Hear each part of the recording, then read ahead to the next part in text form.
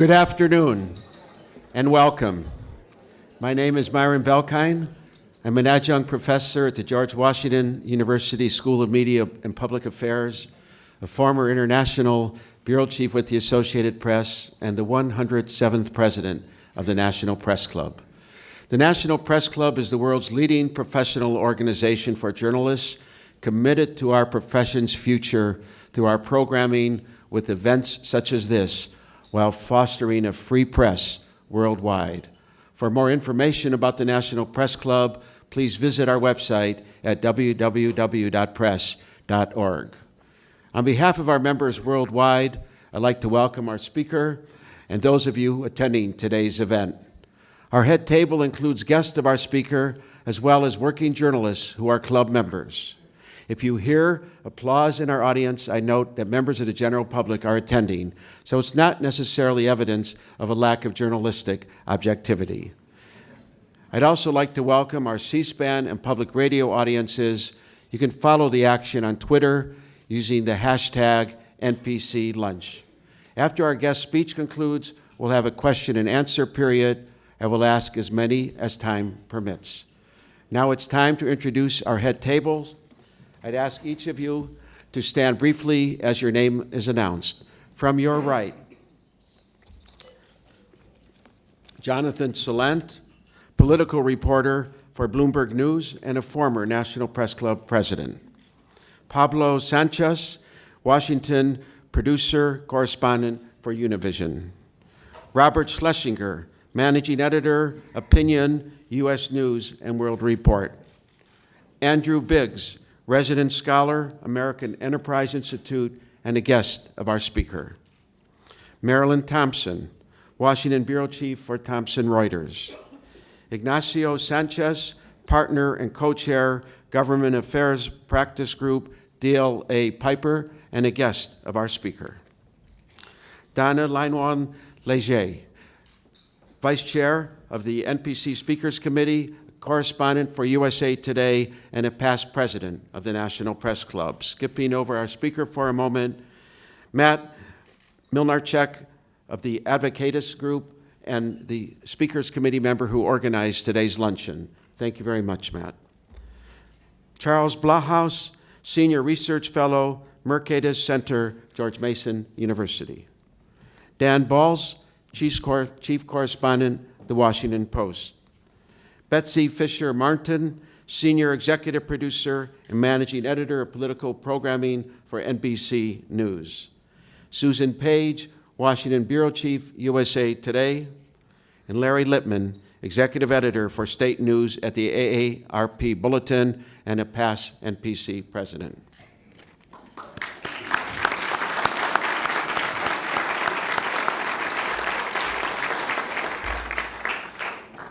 Marco Rubio has served as Florida's junior senator since January 2011.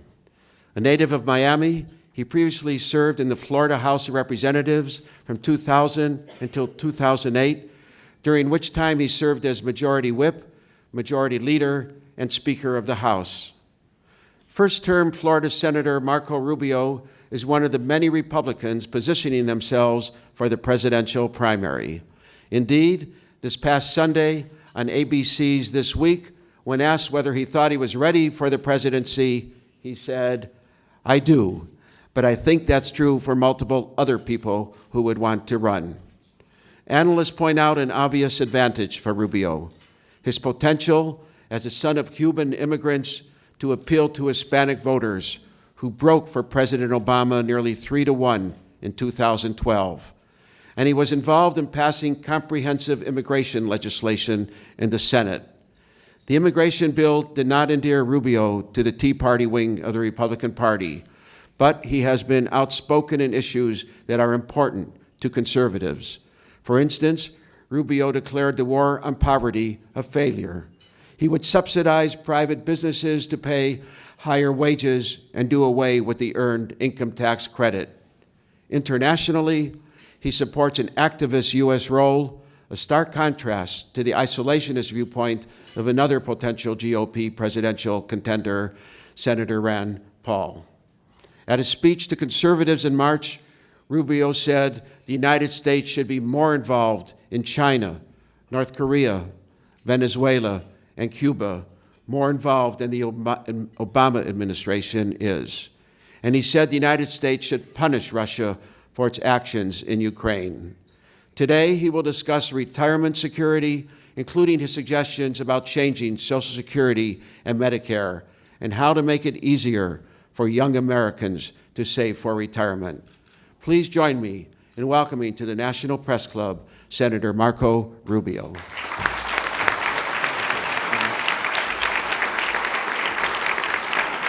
Thank you.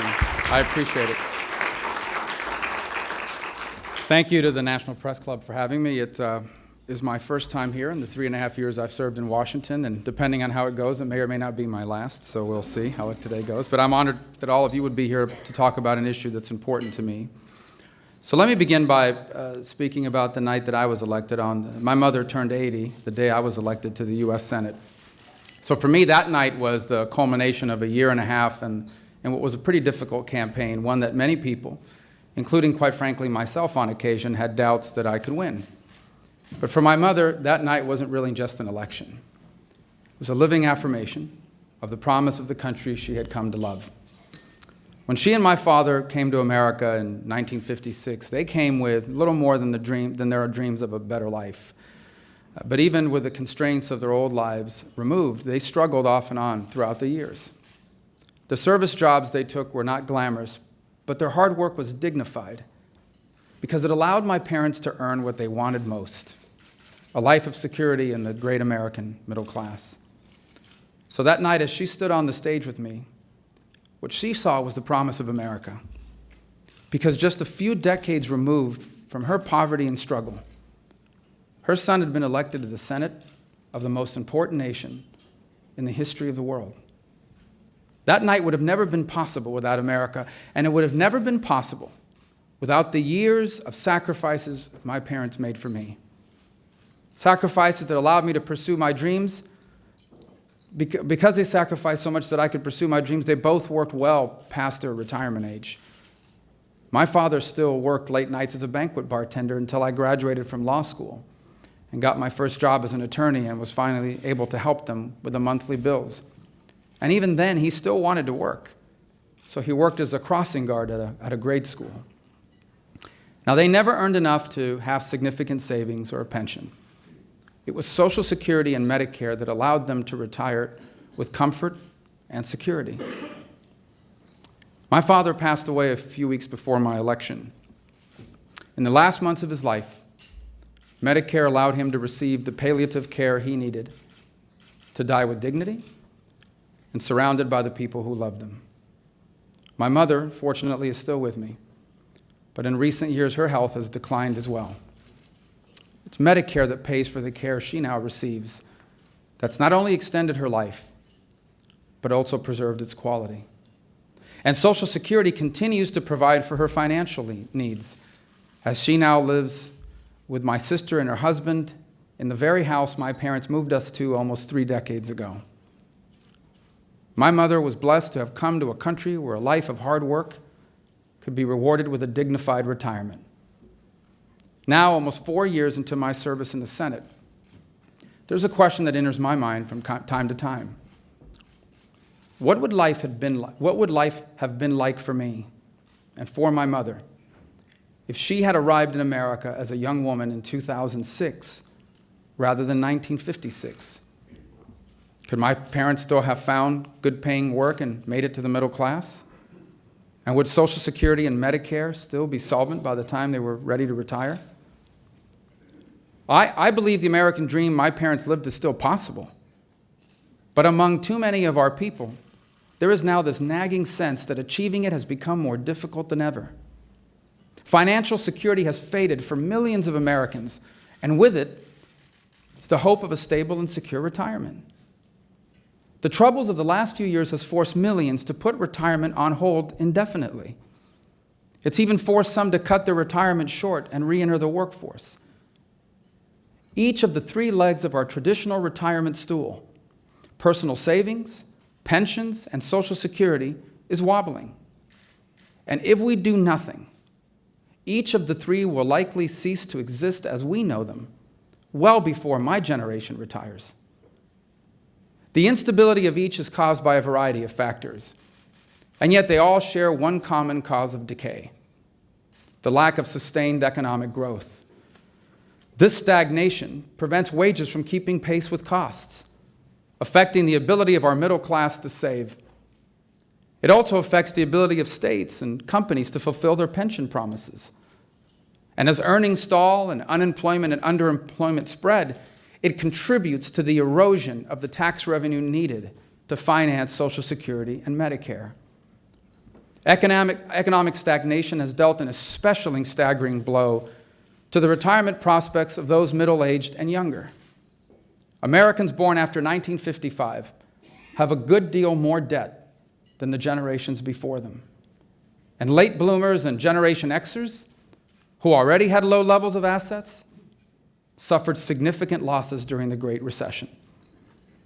Now, we hear financial experts talk all the time about how we should save for retirement. I remember not so long ago, I would read about people my age who were, quote, maxing out their 401ks and saving for the future. And back then, I used to wonder how they could afford to do it. Between my student loans, my car and mortgage payments, plus the groceries and the kids' school tuition, at that time, we were living paycheck to paycheck. I took comfort knowing that at least my home was rising in value and that we could one day sell it and use the profits to provide for us in our later years. But now we have homes that have lost much of their value. In fact, 9.3 million Americans now owe more than their homes are worth. And even for those able to put some money aside for retirement, persistently low interest rates have made savings accounts about as useful as piggy banks. For many, their only hope is that Social Security will give them enough to get by.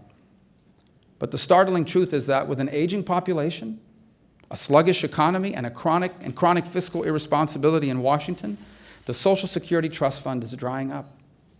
It will be insolvent by the year 2033. For Medicare, the moment of truth will arrive even sooner. So taken together, these factors have created a real and a looming crisis. Now, fortunately, it will spare current retirees like my mother. But for my generation, and especially for my children's generation, the future of retirement in America is very much in doubt.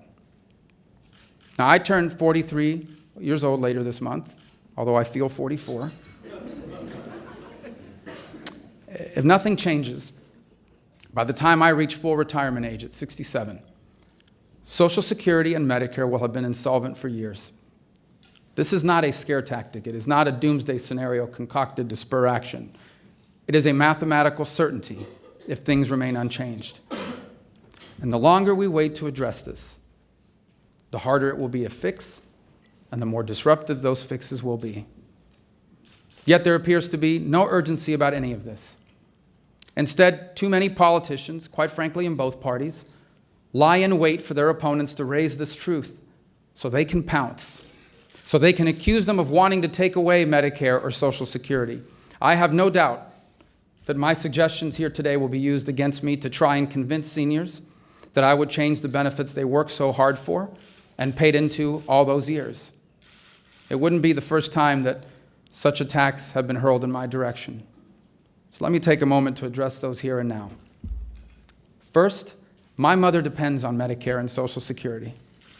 I would never and will never support anything that will hurt my mother or retirees like her.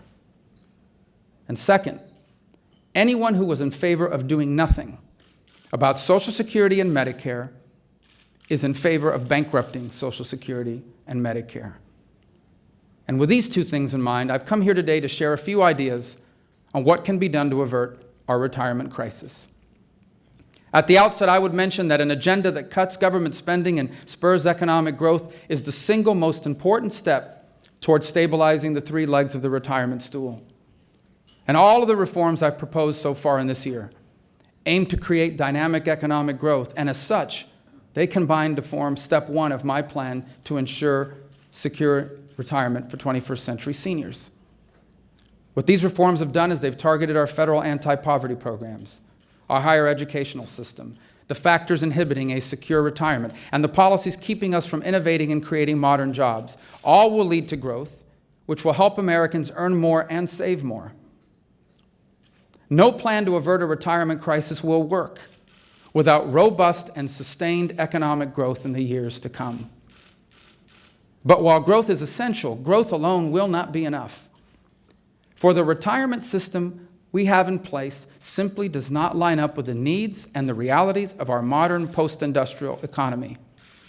In this new century, most people will live longer and voluntarily work longer. And many people will change jobs countless times, often in business for themselves or working for companies that do not offer retirement savings plans or pensions. Therefore, our retirement programs must be modernized and restructured to address the new economy that is here to stay. And today I am proposing that we do so by pursuing three broad reform goals. The first is to make it easier for people to save more and to work longer. The best way for Americans to guarantee security in retirement is to gradually build a nest egg of savings. If planned carefully and started far enough in advance, there is simply no substitute for this method in ensuring a comfortable retirement. Social Security was never designed to be the sole source of retirement income. It was designed to serve as a supplement, an important supplement. For people in my generation and younger, this will not simply be the design of Social Security, it will be its reality. So calculating how much we need to save for retirement, that can be tricky. And with wages stagnant across many industries, finding the financial latitude to start putting away that money can be even trickier. As growth has slowed and millions have been left to languish in a failing job market, saving has started to look like a luxury rather than a standard practice. In fact, 36% of Americans have less than $1,000 saved up for retirement, many of them with nothing saved at all. And this problem, by the way, is especially prevalent among African Americans and Hispanics. And even those who have maintained steady employment often do not pay enough, or often do not make enough to allow for savings. One study last year found that 76% of Americans are living paycheck to paycheck. Making matters worse, the nature of work in America is rapidly changing. And yet our retirement programs and saving plans have failed to adjust accordingly. Throughout most of the last century, you could leave school or go work at a local company or a factory, you'd stay there for 50 years, and then you'd retire with a pension. And our retirement programs were originally built with this sort of reality in mind. But times have changed. Today there are 75 million Americans working for employers that do not offer a retirement plan. And those who do have access to an employer plan probably won't for their full career. That is because the average worker today stays at each job for only about 4.5 years. And that's only the average worker. 91% of the millennial generation says that they only expect to stick around each job for 2 to 3 years. This means that they could have 15 to 20 different jobs over the course of a career. Many Americans figure the unpredictability of modern careers has made employer-sponsored plans a thing of the past. Even when these plans are offered, many employees are not made aware or choose not to go through the trouble of enrolling. So given this, it is no surprise that 80% of people ages 30 through 54 believe they won't have enough in the bank when it comes time to retire. But ironically, and I believe unfairly, there is one group that does not have to worry about this problem. Members of Congress and other federal employees have a retirement savings and investment plan called the Thrift Savings Plan, or TSP. The TSP, which is similar to a traditional employer-sponsored 401k, allows federal employees to save pre-tax money for retirement, and it is one of the most efficient saving plans in America. It charges fees which are a fraction of those in most private defined contribution plans. That allows beneficiaries to save more. So here's the twisted irony.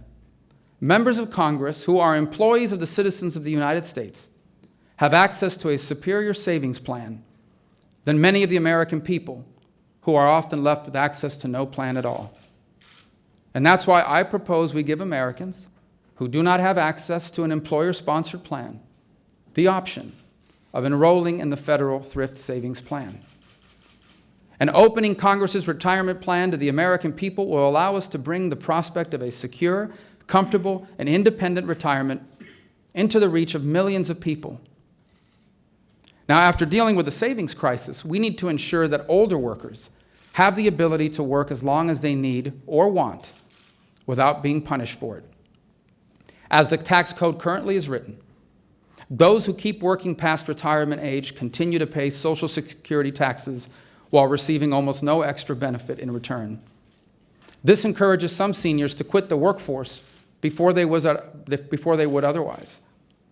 In order to remove this disincentive to work, we should eliminate the 12.4% Social Security payroll tax for all individuals who have reached retirement age. These seniors have already paid their fair share, and we shouldn't punish them for choosing to keep working rather than immediately cashing in. Eliminating this tax will also help seniors accelerate their savings by letting them keep more of their own money. And it could also make older workers more attractive to employers, since the employer's half of the workers' payroll tax would also be eliminated. Eliminating the Social Security payroll tax for seniors will likely result in older Americans choosing to work longer, which in turn will lead to an increase in federal income tax revenue.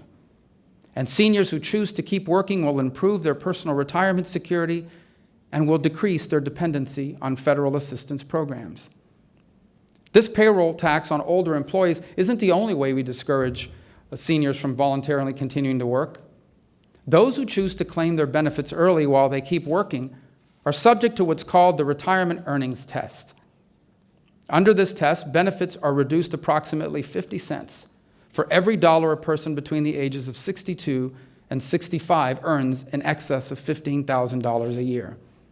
So this essentially equates to a 50% tax on benefits on top of all other taxes being paid, such as the payroll tax I just discussed.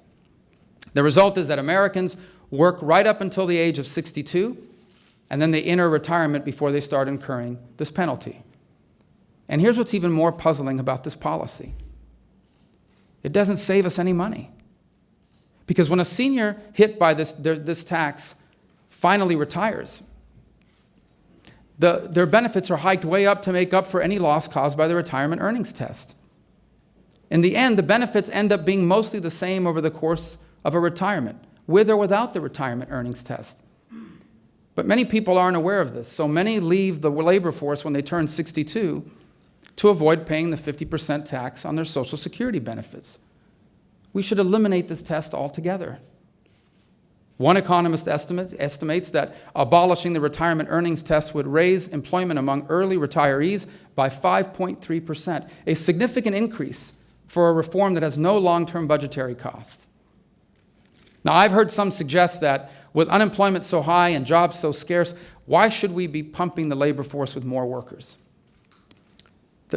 They reason that if seniors stop working, we won't have enough jobs for younger workers. It's an interesting theory, but it's not how it works out in practice. Studies have shown that an increase in older workers actually boosts the number of jobs for younger workers. For every percentage point that the unemployment rate for older workers rises, that the employment rate for older workers rises, youth employment rises by 0.21 percentage points. So taken together, these reforms will help more people save for retirement and allow more seniors to choose to work longer. And this will foster a balanced retirement and leave fewer Americans solely dependent on Social Security. But while Social Security should not be our only source of retirement income, it must remain a significant supplement to our post-retirement income if we are to prevent a retirement crisis in America. And that's why our second reform goal for guaranteeing a secure retirement for 21st century seniors is to enact reforms that save Social Security for future generations. Now, this country has changed enormously since the passage of Social Security, yet the basic rules have failed to adjust accordingly. Rather than pass reforms, many in Washington think the answer is to double down on the current program and simply infuse more money into it. But failing to modernize Social Security will eventually lead to an outcome that we cannot buy our way out of. My answer is to build this outdated system into something that's worthy of the 21st century and that's designed to sustain all seniors and last for generations. And this requires taking into account modern realities. Take, for instance, the retirement age. Many now choose to work well past the age of retirement. If you have any doubts about that, I encourage you to come see the United States Senate at work. That's not going to go over well. People are working longer because people are living longer. If you turned 21 in 1940, your chances of living up to the retirement age were only about 55 to 60%. But if you turn 21 today, your chances of reaching retirement age are around 80%. This is good news, but what this means in practical terms is that we now have a record number of Social Security beneficiaries. And these beneficiaries, on average, are living another 5 to 10 years longer than Social Security's earliest recipients. But in the past 80 years, Congress has only increased the retirement age by 2 years, from 65 to 67. In the long run, this simply won't work. The answer is to gradually increase the retirement age for future retirees to account for the rise in life expectancy. And if we act soon, we can do this without changing the retirement age for people who are currently over the age of 55. We also, by the way, need to look at how we calculate initial benefits. Social Security needs to provide a stronger safety net for those at the bottom of the income scale. When my parents retired, they didn't have a nest egg of savings to rely upon. They leaned heavily on Social Security to help them through. In fact, my mother still does. But we need to make sure that seniors like my parents, who worked low-wage jobs their whole lives, aren't consigned to poverty in old age. On the other end of the spectrum are retirees with very high incomes. For wealthy retirees, their monthly Social Security benefit is a less significant portion of their monthly finances. The answer is to reduce the growth of benefits for those upper-income seniors while making the program even stronger for lower-income seniors. This isn't a cut. It is simply a reduction in how fast the benefit will increase for wealthier retirees. Doing this is going to add years to Social Security solvency. It is one of the best ways to save the program for high-income and low-income beneficiaries alike. Our third and final goal is perhaps also our most difficult, and that is saving Medicare. As I stated earlier, Medicare is deeply personal to me. When my father got sick, Medicare paid for his numerous hospital stays. And as he reached the end of his life, it allowed him to end his life in comfort and dignity by paying for his hospice care. And like most 83-year-olds, my mother has several age-related ailments. But without the quality health care that Medicare pays for, I simply cannot imagine what her life would be like. So when I'm talking about Medicare, two facts need to be made clear from the outset. One, the program is absolutely essential to maintaining a secure, healthy, and comfortable retirement for seniors. And two, if we do nothing to reform it, Medicare hospital insurance will go bankrupt in about 12 years and simply cease to exist. Again, this is not a scare tactic. It's simple math. In 2012, Medicare spending grew by 4.6% to about $580 billion. And between now and the year 2022, this growth rate is expected to accelerate to around 7.4% per year. By 2026, the Medicare Trust Fund will run dry. There was once a time when talking about Medicare reform was a third rail of American politics. But as we get closer to this impending doom, it seems more people are at least willing to discuss serious ideas about how to save Medicare. Any serious effort to save Medicare needs to first take a hard look at what recent reforms tell us about what works and what does not. Obamacare turned 4 last month, and it raises the iconic question, are you better off than you were 4 years ago? The rising answer for our nation is an unequivocal no. Jobs have been lost, hours have been cut, employers have been forced to drop coverage their employees were happy with, premiums have skyrocketed, millions have lost coverage they were happy with. Obamacare has even hurt Medicare recipients by cutting about $156 billion out of Medicare Advantage. And this cut was a grave miscalculation. Medicare Advantage is a shining success story that millions of seniors like my mother rely upon. In short, it's a program that allows you to receive your coverage from a private provider using funding from Medicare. This has encouraged providers to compete for business by tacking on all sorts of value-added services for seniors. For example, one of the reasons my mother picked her current provider is because in addition to good doctors, they pick her up and they drive her to her appointments. This sort of competition in the marketplace invariably leads to two very good things: a decrease in prices and an increase in choices. Choice and competition are also at the heart of another Medicare success story, Medicare Part D. Through this market-based program, seniors have at least 28 different prescription drug coverage plans to choose from. And as competition has worked as a powerful cost control mechanism. This has made Part D a booming success by every conceivable measure. The Congressional Budget Office found that the total program costs are on track to be 45%, or $348 billion less than the initial 10-year projections. Average monthly premiums are expected to be $31 in 2014, which is less than half of the $64 originally predicted. And not only does it save money, seniors love it. 95% of seniors enrolled in Part D find it convenient to their needs. So when it comes to a broad and comprehensive Medicare reform plan, let's learn from the mistakes of Obamacare and the successes of programs such as Medicare Advantage and Medicare Part D.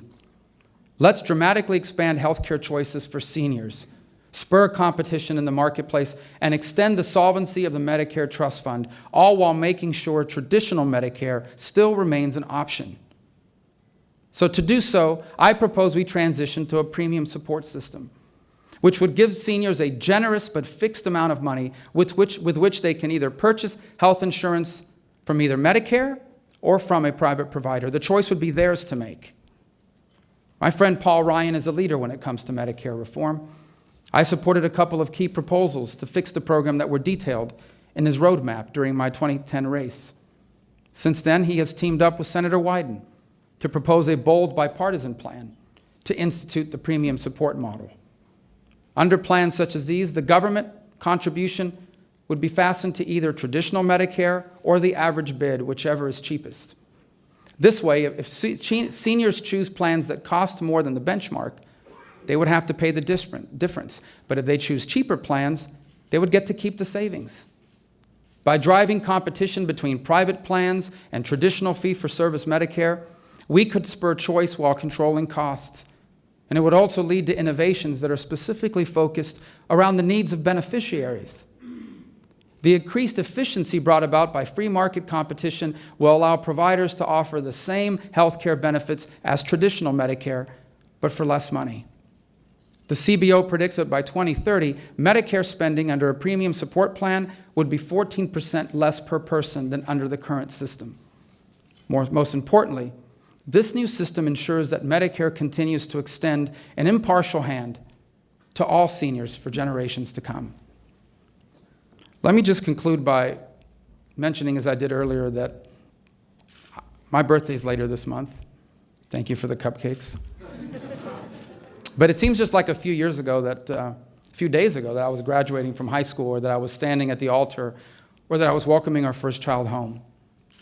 But as these years go by and the older I get, the more I'm reminded of how quickly things move and how it's never too late to start planning ahead for the next phase of life. Now, as a citizen and as a husband, this means saving for retirement. It means seeing what it will take to be ready when the time comes. But as a member of the United States Senate, I also share another responsibility. The responsibility to save the time-honored institution that have long been at the service of the time-honored among us, that allowed my mother and my father, and so many millions like them, to retire with dignity and live out the final years of their American dream with comfort and peace of mind. The responsibility to save these programs belongs to all who are elected to serve. Yet many seem to have forgotten that we are here to pass policy, not posture politically. They forget that issues such as these are the why of politics, not merely optional dirty work. Partisan politics in America has always been contentious. But throughout our history, on issues of generational importance, our leaders have agreed to put aside politics for the sake of our people.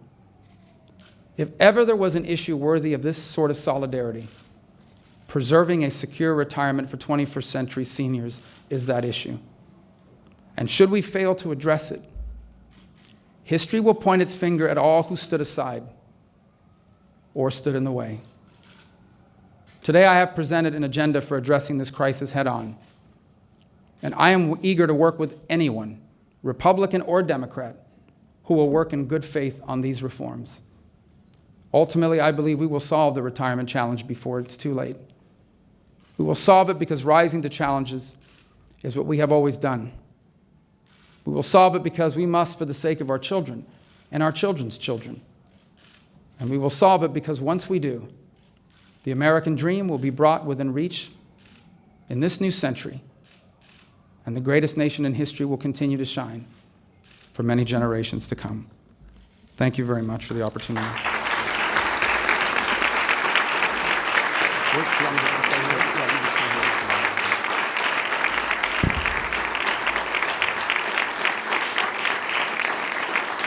Thank you, Senator Rubio. What do you believe would be the consequences of a failure to take legislative action to shore up Social Security and Medicare finances? Well, the consequences are, as I have outlined in the speech, that the programs will cease to exist certainly as we know them. The longer we wait to address it, by the way, the more disruptive those changes will be. And that's what I want us to avoid. I mean, the moment of truth will arrive one way or the other. At some point, you simply don't have enough money to continue to offer the benefits. And we never want to reach that point. The closer you get to that moment in time, the more disruptive and chaotic the reforms are going to be. So one of the reasons why I've advocated acting early and acting now is that the earlier we fix this, the more incremental the changes can be, the less we'll have to impact anyone currently benefiting these systems. In fact, I think you can avoid impacting those who are at or near retirement age. The longer we wait, the more disruptive I believe this will be, the more significant the reforms will have to be, the steeper the climb will be. I think if you do this with some foresight, you can gradually do these things in a way that will not impact current beneficiaries and won't be traumatic to future beneficiaries. Do you believe that Social Security finances and personal saving expansion need to be enacted together, or is it sufficient to take these objectives one at a time? Well, I don't know if this process today is conducive for doing anything big one at a time, all at one time, but I certainly think they both need to be done. Every year that goes by, it will get harder to deal with Social Security, and as I pointed out, the solutions will be more disruptive, potentially more painful.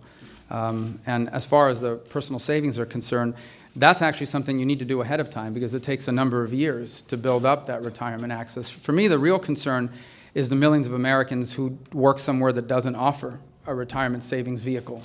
Now, theoretically, they could go into a financial institution and not theoretically, they could go into a financial institution and apply for it, but you know, if you're the forklift operator at a family-owned warehouse operation, you probably neither have the time nor the inclination to go into your local financial institution and apply for this, if you even make enough money to be able to save. So what I'm trying to do is create an additional vehicle that's easy to access, that allows people to put pre-tax money aside in a way that will compound over the years. And by the way, if they ever go work somewhere that does offer a retirement plan, they could always roll that into their new employer's plan. But I think it's critical that we create more awareness and more access for people to be able to put money aside in a pre-tax way for their retirement. Following on, how would you propose making up the lost revenue by millions more putting pre-tax dollars into TSPs? Well, a couple points. Many of the people that would take advantage of this program probably their incomes are at a level where they're not a significant part of our income tax system. They certainly are paying FICA and they're paying the payroll taxes. But many of the people that would take advantage of this are not making that much money right now, which is one of the challenges they have to savings. And the other, I think that long term, this is a cost the government will absorb one way or the other, because if people don't have significant retirement, they're still going to have needs, and we're a nation of compassion that is not going to allow people to suffer in their retirement years. And so we're going to address it one way or the other. I think it's better to allow people to address it for themselves. But I don't think that the costs, whatever they may calculate to be, will be significant enough for us not to pursue creating yet another option for people to put this money aside. The last point I would make is that in the own question, think about what it's implying, and that is that, and I don't mean to question the questioner's implications or motivations, but think about what it implies. It means what we're basically would be saying is, we need your tax money so much that just because you work somewhere where they don't offer a pre-tax savings plan, we're not going to make it easier for you to access one, even though you have the legal right to access one. I think it's important for all Americans to have the ability to not just know about pre-tax savings for their retirement, but the ability to actually do it. It's good for our country. It's good for our long-term finances. Addressing declining labor force participation by younger seniors would seem to be a politically attractive as well as a substantially important issue. Why do you believe there's been so little legislative attention to improving seniors' work incentives?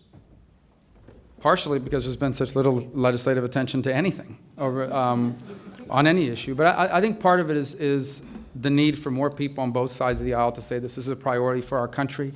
Part of it is, I think, this adjustment we're still trying to make as a nation from the last century to a new century, where, quite frankly, people will work longer because they want to work longer, because they feel productive in their work and they're making a difference.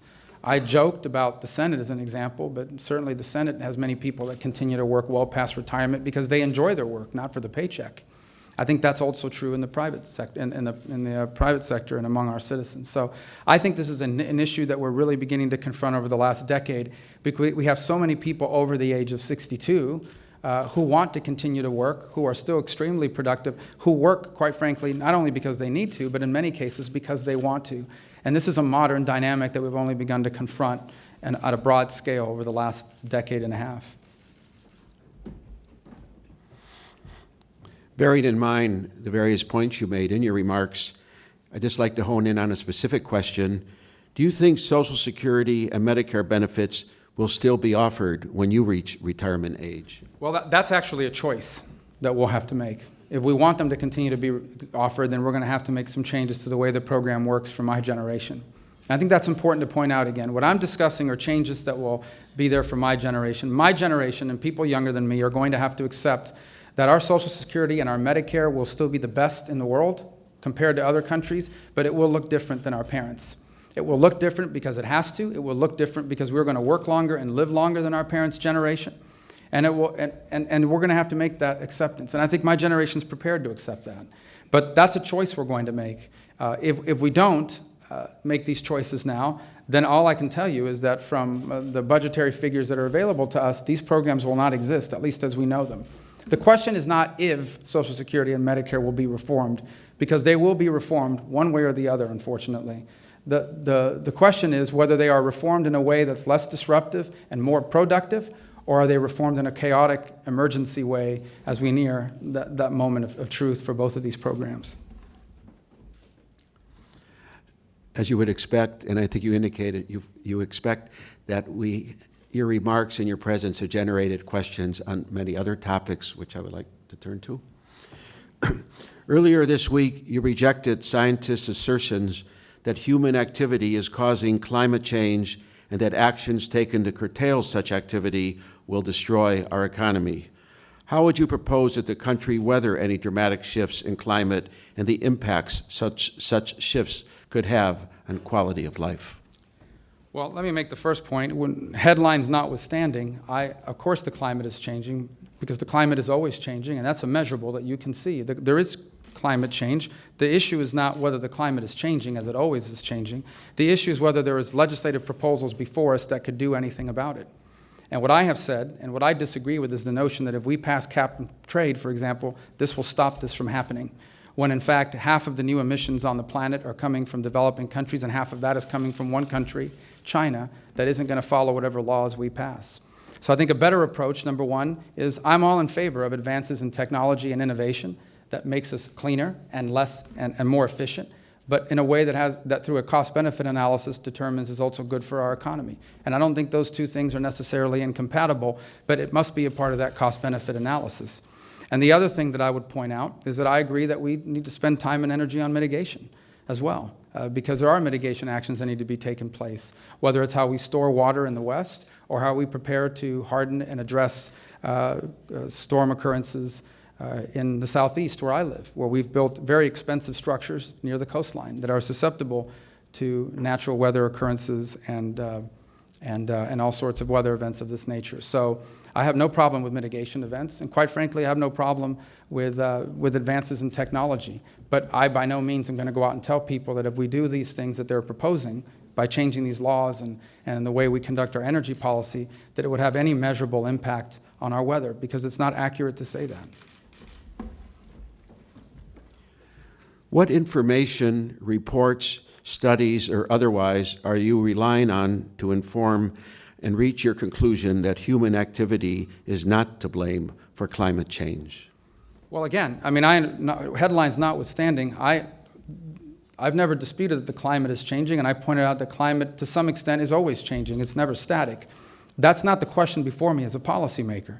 The question before me as a policymaker is, if we ban all coal in the U.S., if we ban all carbon emissions in the United States, will it change the dramatic changes in climate and these dramatic weather impacts that we're now reading about? And anyone who says that we will is not being truthful. The truth of the matter is the United States is a country. It is not a planet. And so there are things that we can do to become more efficient in our use of energies. There are things we can do to develop alternative sources of energy. There are things we can do to be better stewards of the energy resources that we have, like natural oil and gas. But for people to go out and say, if you pass this bill that I am proposing, this will somehow lead us to have less tornadoes and less hurricanes, that's just not an accurate statement. And that's what I take issue with. The U.S. Geological Survey has warned that sea levels could rise by 2 feet by 2060, imperiling Florida's coastline. How should the United States prepare itself and its citizens to deal with rising sea levels and the catastrophic flooding that is likely to follow? Well, again, as I pointed out earlier, I have no problem with taking mitigation action. As we did in my time as Speaker of the House, we encouraged mitigation after we were hit by 5 hurricanes in the summer of 2004 and 2005. And we took steps to encourage people by finding savings in their insurance programs to harden their homes against the occurrences of these storms. Likewise, we've expended an extraordinary amount of money into drainage programs in Florida, especially in South Florida, because, quite frankly, much of South Florida was built on a former swamp called the Everglades. Although portions of the Everglades are still there, the natural Everglades has been developed, and we've had to account for that over the years. So I have no problem with us taking steps towards mitigation. In fact, I think that will be essential, not simply because of weather occurrences, but because of the fact that we have developed very expensive population centers near areas that are vulnerable to natural disaster, whether it's earthquakes in the West, or tornadoes in the Midwest, or hurricanes in the Southeast, or tsunamis in the Asia-Pacific region. The bottom line is that natural catastrophes have always existed, and as we build out population centers with expensive structures in vulnerable areas, we will have to take mitigation action to account for that. Turning to another subject. A year ago, you were a key figure in shaping a bipartisan immigration bill that passed the Senate but then stalled in the House. What are the chances that immigration will move in the House this year? Well, I'm not in the prognostication business in terms of what things may or may not happen in the House. I think that's a question that's more appropriately posed to someone who serves in that body or in its leadership. I can tell you this is a critical issue that our country will continue to face for multiple reasons. First, we do not have a 21st century immigration system. We have a legal immigration system that doesn't work and is not responsive to the economic realities of today, and that needs to be reformed. We need to have an immigration system that takes our economy and merit and skills into mind. And quite frankly, we proposed in the Senate would do that. It shifted our immigration system from one primarily based on family reunification towards one built on merit and skill.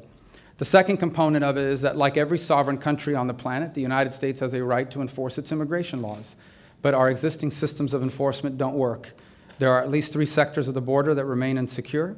We still have no effective way for employers to verify that the people that they're hiring are legally here. And we have no effective way of tracking visitors to our country so that we can ensure that someone exits before their visas expire. That has to be reformed. In the absence of reforming it, you're going to continue to have an illegal immigration problem. And then you have the reality of 12 million human beings living in this country that are here illegally, but they are here. And while we debated this issue, and there was a lot of opposition to it, not a single member of the United States Senate filed an amendment that would call for the rounding up and the deportation of 12 million people. And the reason why is because as a country, we're not going to do that. But we're also not going to grant blanket amnesty. And so somewhere along the line, we have to address that reality, that we have 12 million people living in this country who are here illegally, and we have to ensure that that never happens again, but we have to deal with that reality in a responsible and reasonable way. And that's what we've endeavored to do. And if there's a better way to do it, I'm obviously open to those suggestions. But that has to happen as well as part of any sort of reform. I think the impediment is that people are concerned that we'll only do the aspect of dealing with those here illegally, but that we'll never do the reforms to the enforcement programs. And what they fear is that a decade from now, we'll have another 12 million people here that will have a repeat of this problem, as happened after the '86 reform. So I think critical to the success of this reform is achieving measurable reforms on the front end to not just modernize our legal immigration system, but to put in place verifiable enforcement mechanisms so that Americans have confidence that we are dealing with the problem we have now, but this problem is not going to happen again, and we're not going to have to revisit it once again in the future. And I truly believe it's the single biggest impediment that we're facing right now. Your participation in those immigration negotiations cost you among some Tea Party supporters and conservative Republicans. Do you have any regrets? Well, I mean, I regret we didn't get more support for it because it's an important issue that we have to tackle. Look, I mean, I ran for office to make a difference. I mean, I understand politically I could have simply, first of all, I knew about the perils of this issue going in. I'm familiar with its history and the reason why it hasn't passed for over a decade. It wasn't like somehow I was surprised that people weren't in favor of what we tried. And quite frankly, much of the opposition that we faced to the bill was legitimate objections that people had and real concerns that need to be addressed. The flip side of it, of course, for me is I came here to do something, not just to be somebody. I understand that politically, the easier thing for me to have done is simply to sit back, let someone else propose a bill, file a bunch of amendments how I would do it if I was in charge instead of them, and then just stand back and say, look, this is what I would have done, but since they won't do it my way, we just shouldn't do anything. I get that politically that would have been a smarter thing to do, but I actually want to solve this issue. I actually came here to make a difference. I didn't come here to just sign on to a bunch of letters and give speeches. I came here to try to propose ideas, and when I have the opportunity, to move those ideas forward. And this is not just some theoretical issue. This issue impacts my state dramatically. I've seen every aspect of this issue, the good, the bad, and the ugly. And I believe that for this country to move forward in the 21st century, it needs to solve this. It needs to solve it. It needs to have a legal immigration system that allows us to win the global competition for talent. As a sovereign country and for our national security, we need to have immigration laws we can enforce. And we need to address the fact that we have 12 million people living in this country illegally. And we have to address it in a way that's responsible and reasonable. I think those are majority positions in this country. They come with some political peril. But in the end, I made a decision a long time ago when I got involved in public service that I would do so in order to make a difference, not simply to score points. Sometimes that makes you well-liked, sometimes it makes you controversial. But it's the only thing that makes it worth it. We do have a few questions in the area of politics. Would you run for both re-election to the Senate and for the Republican presidential nomination, or would you choose one or the other?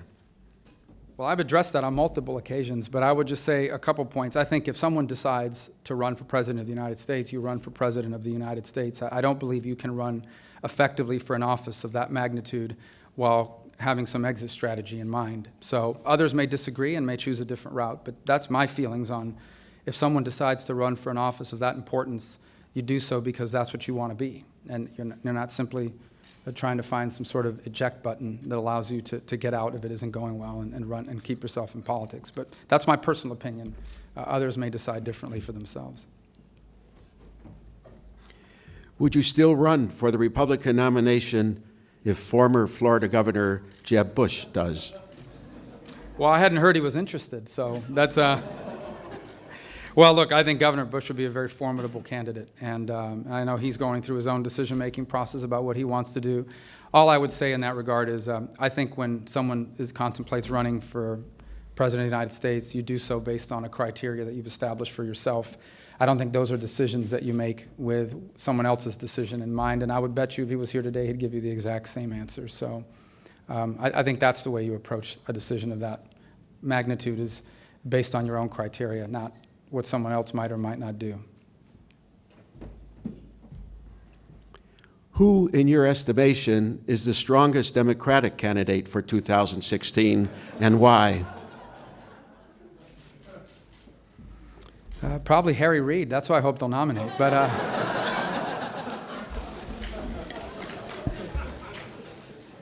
I'm not really an expert on Democratic primaries, so I don't know the answer to that question other than to say that certainly they'll have their own process for deciding a candidate. Look, I mean, I think any presidential campaign will be highly competitive, and both parties will field competitive, well-funded candidates, and ultimately people will decide about what direction they want to take our country. So we'll find out, I guess. Thank you. You can just wait here. We are almost out of time, but before asking the last question, we have a couple of housekeeping matters to take care of. First of all, I'd like to remind you about our upcoming events and speakers. On May 27th, Donald Trump, Chairman and President of the Trump Organization. May 28th, Dr. Ben Carson, neurosurgeon and author.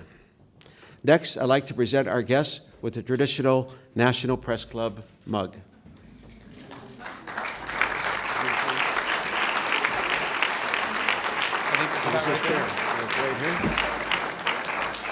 Senator, you mentioned this was the first time you're at the National Press Club. I'd like to assure you that speakers who return for further engagements, they get multiples of the cup. So we hope you'll be back.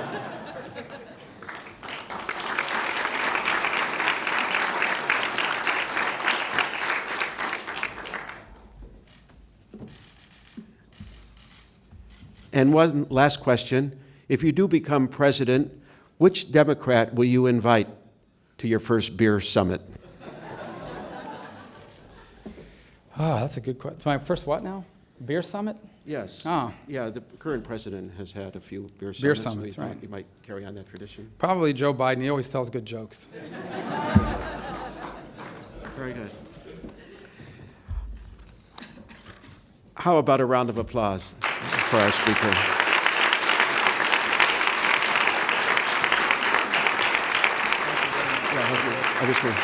Thank you for coming today. I'd also like to thank National Press Club staff, including its Journalism Institute and Broadcast Center, for organizing today's event. And if you'd like a copy of today's program or to get more information about the National Press Club, please check our website at press.org. Thank you. We are adjourned.